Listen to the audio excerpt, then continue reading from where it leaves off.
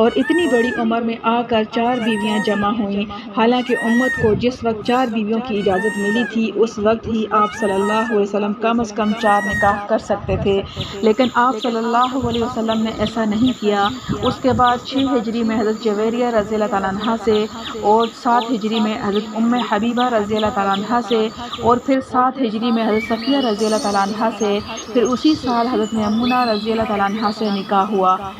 खुलासा ये कि जो 54 साल की उम्र तक आप सल्लल्लाहु अलैहि वसल्लम ने सिर्फ एक बीवी के साथ गुजारा किया, यानी 25 साल हज़रत खुदीजा रज़ियल्लाहु तआला अन्हा के साथ और 4-5 साल हज़रत सौदा रज़ियल्लाहु तआला अन्हा के साथ गुजारे। फिर 58 साल की उम्र में 4 बीवियां जमा हुईं और बाकी अज़वाज मुतहरात रज़ियल्लाहु तआला अन्हा 2-3 साल के अंदर हरम नबूवत में आईं। और यह बात ख़ास तौर से काबिल ज़िक्र है कि इन सब बीवियों में सिर्फ एक ही औरत ऐसी थी